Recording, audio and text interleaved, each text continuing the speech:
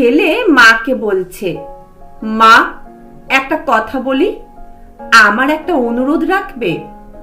তুই চাইলে আমি কি না করতে পারি বল, তোর সব কথা আমি রাখবো।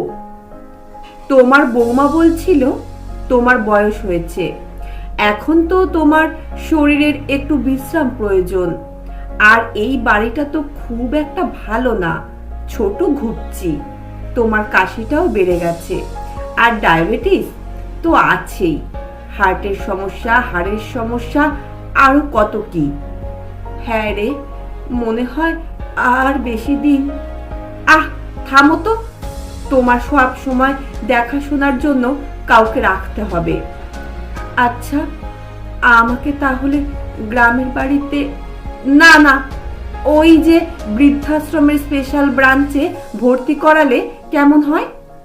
এটাই বলছিল তোমার বৌমা। ওখানে অনেকে থাকবে তোমার মতোই, তাদের সাথে গল্প করতে পারবে। আর এ বাড়িতে তো কেউই নেই, আমি ব্যবসায় দৌড়াচ্ছি আর তোমার বৌমা অফিসে, আর মিঠু তো সারা দিন স্কুলে। ওখানে তুমি আরামেই থাকবে মা, এটাই আমাদের অনুরোধ ছিল। আচ্ছা, তুই চাইলে তাই হবে। থ্যাঙ্কস মা। আচ্ছা, কালকে বিকেলেই কিন্তু তাহলে ওখানে যাচ্ছ, তোমার ব্যাগ গুছিয়ে রেখো, রাখবে কিন্তু। পরের দিন অস্বস্তিকর জ্যামে আটকে আছে মা ছেলে। নীরবতা ভাঙলেন মা। বাবা, ওখানে আমাকে দেখতে যাবি তো? পারলে একটা ফোন কিনে দিস আমাকে। মা, তুমি ফোন দিয়ে কি করবে? ওখানে ফোন আছে তো। কিছুক্ষণ পরে একটা বাড়ির সামনে এসে গাড়িটা থামলো। বেশ কিছুক্ষণ নীরব থেকে এবার ছেলে বলে উঠল, নামো মা, ওই তো, ওটাই তো তোমার বৃদ্ধাশ্রম। বলেছিলাম না তোমার পছন্দ হবে, তোমার জন্য দোতলার দক্ষিণের ঘরটা বুকিং দিয়ে রেখেছি। দরজা খুলল। Happy birthday to you, happy birthday to you মা। দরজা খুলতেই চমকে গেলেন মা।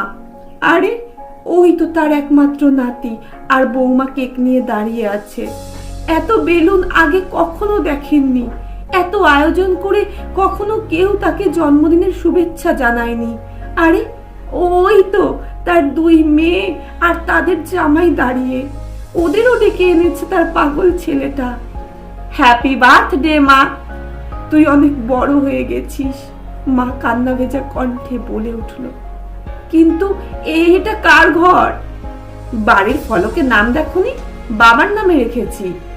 আরে মা, পুরো বাড়িটাই আমাদের, এবার তুমি আরামে থাকতে পারবে মা। তুই না, এমন কি কেউ করে? কান্না ভেজা চোখে জোরে জোরে মাথা নাড়ছেন আর আনন্দে কথা বলতে পারছেন না।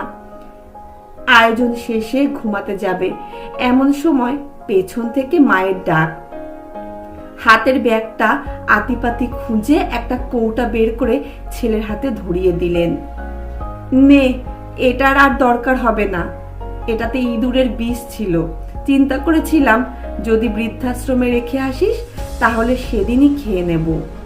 ধুর মা, কি যে বলো, ওটাই তো আমি কাল রাতেই পাল্টে তোমার ক্যালসিয়ামের ওষুধ ভরে রেখেছি, তুমি ঘুমাও। মার আজ আর কিছুই চাওয়ার নেই, আর কিছু না হোক তার ছেলেকে অন্তত মানুষ করতে পেরেছেন সে। যাক, আজকের ঘুমটা সত্যিই আরামের হবে, ঘুমের ওষুধ খেতে হবে না। প্রত্যেক সন্তানই যেন মা বাবাকে এভাবেই ভালোবাসে, এবং মা বাবার শেষ বয়সে যেন তাদেরকে বৃদ্ধাশ্রমে না পাঠায়।